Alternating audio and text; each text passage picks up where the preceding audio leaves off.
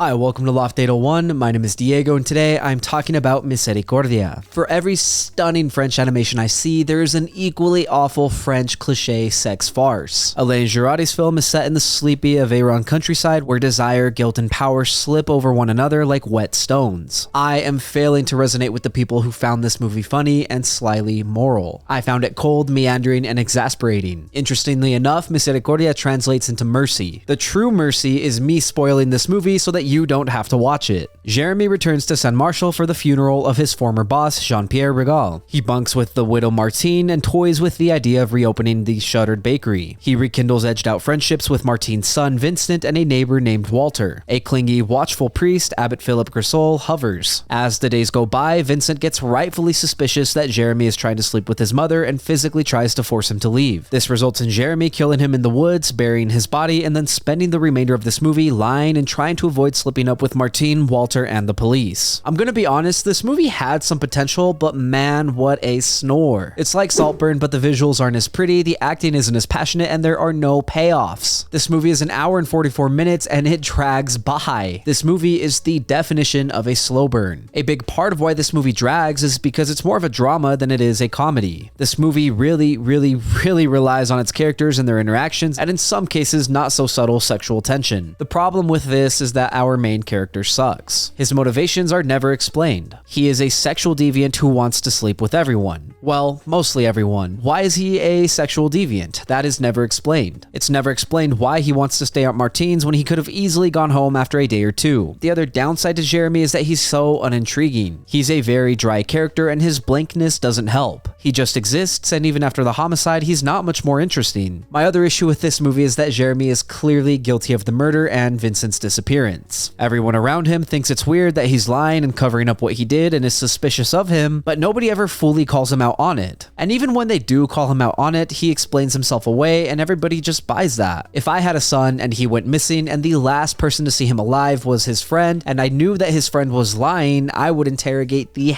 out of him. The characters in this movie just don't care enough to drop the niceties and get down to business. Don't get me wrong, I appreciate the distinct characters and their personalities, like Walter's reclusiveness and Martine's tenderness, but I hated that they acted stupid for the sake of the narrative. Even the cops in this movie kind of annoyed me. When they get involved, they actually up the ante, but ultimately they quit their investigation full of reasonable doubt against Jérémie, based purely on one single suspicious witness, the Abbot. The Abbot is genuinely the most interesting character in this movie. He's extremely lonely and pines for romance, but he doesn't receive it. He's into Jérémie, but funnily enough, the Abbot is the one person Jérémie isn't into. This creates the most interesting dynamic in the movie because the Abbot is so enamored that he is willing to break the law and his faith to protect Jérémie from prison. Honestly, I think that makes him a tragic character and at the very least interesting. I do want to say that despite my complaints about the characters, I don't necessarily think that's the actor's fault. I think everybody does a decent job, but it's not enough to salvage their character's actions. One of the most frustrating things about this movie is that there's no satisfactory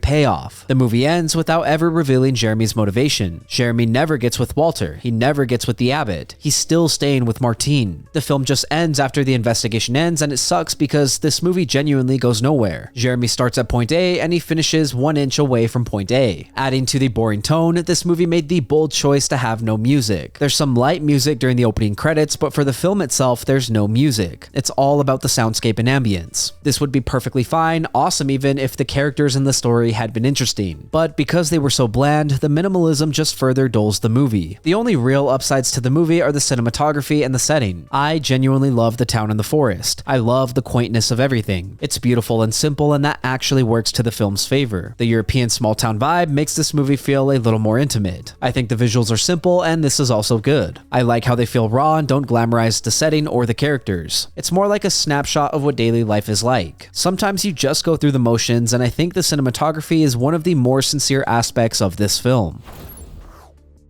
In the end, Misericordia feels less like a mercy and more like a dare. Endure a deliberately airless slow burn where motive never matters, consequence never lands, and everyone politely tiptoes around the obvious. If you vibe with deadpan, provocation, sex as a social currency, and confession as cover, you might find sly humor in the Abbot's meddling and the village's willful blindness. I didn't. The film's saving graces are its setting and plain-spoken visuals. It's an unfussy eye that makes the place feel lived in even when the drama feels inert. But beautiful exteriors can't rescue hollow interiors. Jérémie remains a cipher, the investigation fizzles, and the final moments offer status instead of catharsis. For me, that's not mercy, it's a misfire. While I can admire some of the craft, it's not enough for me to recommend this movie. This is the literal cliché of a bad French movie. Thank you for listening to my review of Misericordia. If you enjoyed the content, leave a like and hit subscribe. If you did not enjoy the content, thank you for sticking around. As always, I would love to read what you have to say, so leave a comment and let me know what you're thinking. Also, if there's something you want to see reviewed, don't forget to let me know and I will do my best to get to it. Lastly, if you want to see some more from me, then you can check out my vlogs linked up above or my podcast Good Friends. Again, thank you for watching. My name is Diego and I will see you next time.